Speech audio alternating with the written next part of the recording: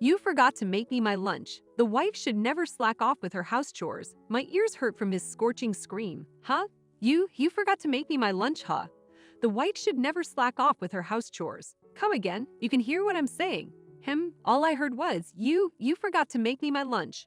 The wife should never slack off with her house chores. That's all I heard, but I didn't hear what you said after that. Well, that's all I had to say. Oh, okay, well, so. And then what? You forgot to make me my lunch. And you forgot what we talked about, didn't you? My name is Mia, and I live with my husband, Ruby, and our 2 children.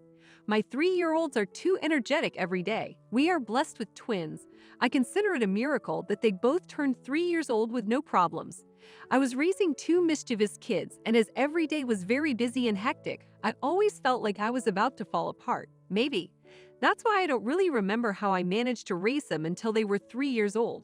However, once they began to understand the words, they began to understand what I was saying. And now we spend a lot of time playing together. And I gradually began to feel more relaxed about raising our kids. My husband, Ruby, is a company employee, and Ruby's family runs a cake shop in our town's shopping district. Recently, I have been helping out at the cake shop with our kids. I began helping out in the hope that it would be of some help to Ruby's parents, but now I find it quite enjoyable. When I first started, I mostly served customers, but recently I have been put in charge of making custard pudding under the guidance of my parents-in-law, Jane and Phil. I am quite enjoying it and addicted to this job. But my husband Ruby has no interest in his own parents' cake shop. He is just not at all interested in baking and eating cakes. Hey, are you sure you don't want to take over your parents' cake shop? You're talking about that again. There's no way I can take over the shop now. I haven't even had any training.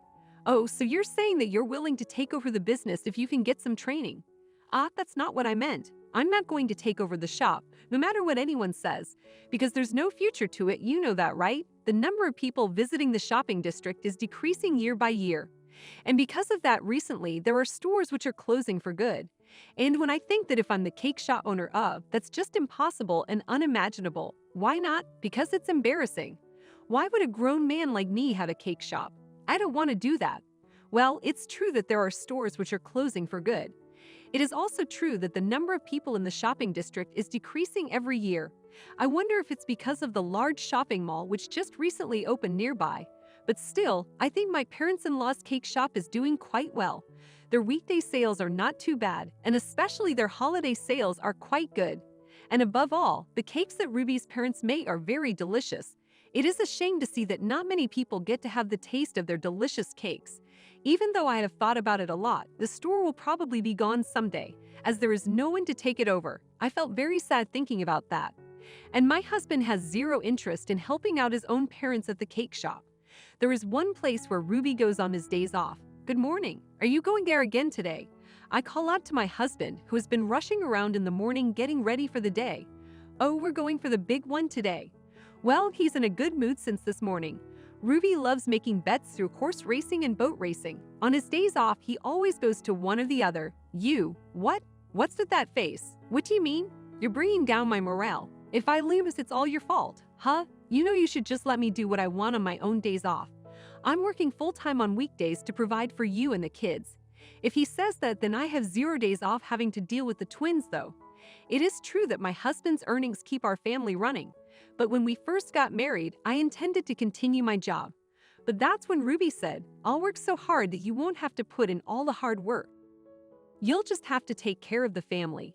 I believed his words and devoted myself to taking care of the house, giving birth to our kids, and even raising the twins on my own. How dare he talk to me about doing what he wants to do on his days off? Well, it's true I do help my husband's family business because I like it, and I accept that I am tired in my own way. But the fact that my husband is putting all his energy and money into what he only likes to do, that's not funny.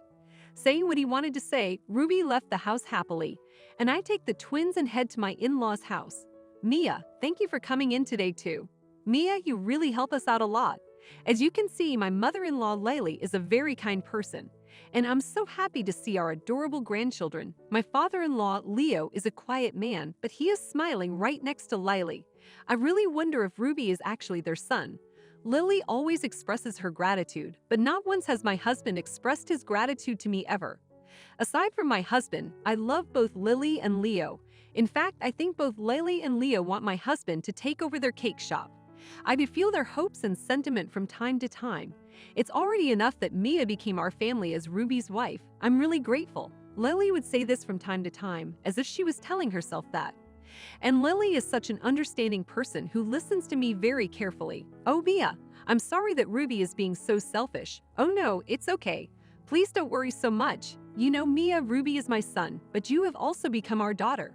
If there's anything Ruby's not doing right or he's being unfair, and if you're having a hard time, you can always talk to me about it. Thank you very much. Lily says this to me, but I couldn't really complain about her own son. I am really happy that she calls me her daughter. I guess it is not pleasant for her to hear me say bad things about her own son who is still related by blood like this. My relationship with my in-laws is good, but my relationship with my husband is not so good. My dissatisfaction toward my husband gradually built up.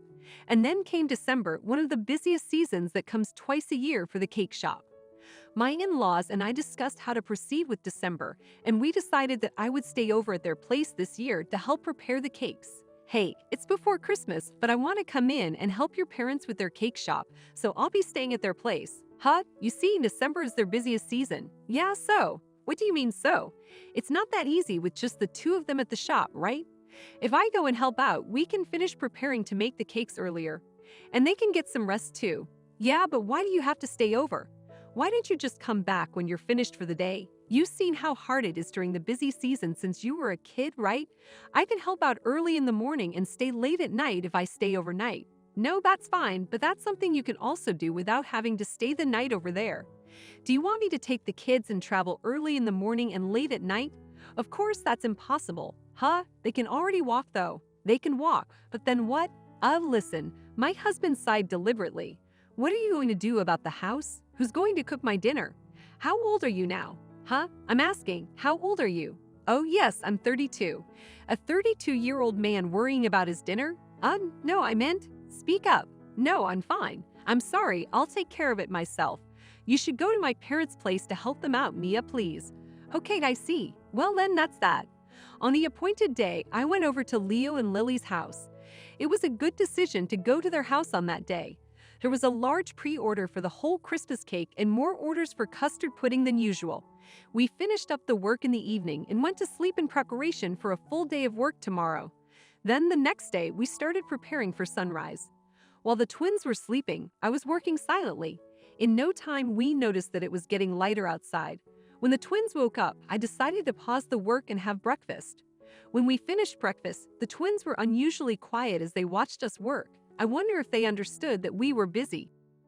After watching us work for a while, they played quietly in the entrance hallway, which we could see from the kitchen. Then, when we were about to take a lunch break, my phone rang.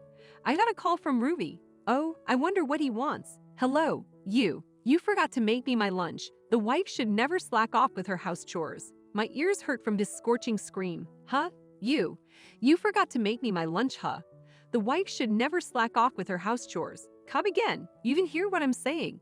Him? All I heard was you. You forgot to make me my lunch. The wife should never slack off with her house chores. That's all I heard. But I didn't hear what you said after that. Well, that's all I had to say. Oh, okay. So, and then what you forgot to make me my lunch. And you forgot what we talked about, didn't you? Do your chores properly, huh? Why are you tripping over your own words? Just do your chores. Your chores. Oh, honey. Somebody is there with you, right? No one's here. What a liar. If you're pretending to be that bossy, then there must be a girl nearby. To that, my husband began to cough. You know, I know you're an old man trying to show the young girls how cool you are, but it's not working at all. See him later, your old man who is so full of himself. Saying that, I hung up the phone. Well, I can't really say anything because I'm an old lady too, but oh well. Oh crap, I was so irritated at Ruby that I forgot the most important thing. Ruby's parents are currently right behind me. Oh no, I can't believe I did die in front of them. I turned around to face them while trembling with fear. Then Lily began to laugh out loud. Oh, how satisfying, huh? Yep, I knew it. You're a good wife, Mia. I was always worried that Ruby was always harassing or abusing you. But Mia, you've got it completely under control. Ah ha ha ha, I'm pretty competitive, you see. Hey Mia, why didn't you just get rid of him? What? You were already fed up with him, weren't you? That's understandable. I've been married to Leo for a long time, so I can relate. Huh? Honey, that's a bit. I didn't mean to cause any misunderstanding. I love you, Leo. Oh, phew, I was so surprised. And well, me too. Aw, they're so close. I looked at them both while thinking that. I can tell that it's only natural for the wife of Ruby to be fed up with him. I told you before, right? He is indeed our son, but you are also our daughter. So I don't want to see you being pushed around by him anymore. You know that when you look at your own kids, don't you? They don't really miss Ruby, do they? My mother-in-law said, looking at the twins who were playing with each other at a short distance away. I am so grateful to have met some really understanding people, let alone my parents-in-law. My eyes welled up with tears. Everything became clear to me now. I decided to let out my feelings for my husband that I have been keeping bottled up. That day, I went home and waited for Ruby to return. When he came home a few hours later, he was looking around the room. Oh, where are the kids? Your parents are looking after them. Oh, I see. I need to talk to you. Isn't about what happened today. I have decided to divorce you. Huh? What are you saying all of a sudden? Are you mad because of what happened today? I have a position to keep in the company. You can understand that, right? Every little bit counts. Huh? I'm divorcing you because of all the little annoying things that piled up in me about you has exploded. I have put up with you not helping me with anything until now. I've accepted you when you pressured me to quit the company, but I'm just so fed up with your attitude about trying to show off to other people. So I am divorcing you. I've already decided with that decision. My husband's face was twitching while he heard what I had to say. Wait a minute, what about the kids? Don't you think it's pitiful that they're still that little and don't have a father if you divorce me? Don't you think they don't want a father who's just there? They don't even come near you, and you don't recognize who is who, right? You better stop joking around. Who the hell do you think I am? An old man just trying to show off. It's not a good idea to joke around at a time like this. I'm quite serious though. Show me a photo of the twins. I'll guess it right. And if I guess right, we won't get divorced, and you and I will stay married. All right then, fine. Then show me a photo of them. Get a photo from your phone. Huh? The photo of the twins on your phone. My husband freezes. You don't even have it, do you? A photo of the twins. That's just a coincidence. You're just an unfit father. You haven't taken a single photo of them in 3 years, and that's your answer, right? Besides, I know you're hiding something from me. You are, aren't you? What? How do you even know about that? Of course, my friends are still working for the same company as you. Come on then, say it yourself. If I say it, then will you reconsider the divorce? Then no, thank you. I'll say it myself. I heard that you were demoted and had your salary reduced for sexually harassing a new employee. You hide the truth and spend your days off at the horse races and boat races. What a great life you're living, huh? My kids don't want a father who was demoted for sexual harassment. Well then, call me when you sign the divorce papers. I am so sorry. My husband was on his knees crying, but I went through with it and left the house. Well, it also felt good that my knee hit my husband's head as I was leaving. When I returned to Lily and Leo's house, they welcomed me with a victory sign. And when I told them about Leo's sexual harassment incident, they were beyond stunned and filled with anger. When my husband followed me, Lily threw a holly ornament at him, telling him never to come back. Holly is used to ward off evil at Christmas, you know. I really admire that about Lily. After that, Ruby seemed shocked by what was thrown at him. So he signed the divorce papers and put them in the mailbox. With this, my husband and I were officially divorced. Some friends have advised me to seek child support, but I've chosen not to do so. This is my intention. I will raise my sons without a penny from him. I know him well. Even if I were to claim child support, he would likely argue that he raised them too. I don't want any assistance from that guy. Currently, I am living with Leo and Lily because I am preparing to take over the cake shop in the near future as part of my training. They have kindly offered to help me raise the twins while I undergo this training. Even now, my sons never mention their father, and they are full of energy. I'm looking forward to the fun and fulfilling life ahead of me. I am grateful that Mia was able to get a divorce before the twins were further affected by the situation. It goes to show that strong bonds can be built even without a blood connection. I hope everyone at the cake shop continues to find happiness and success.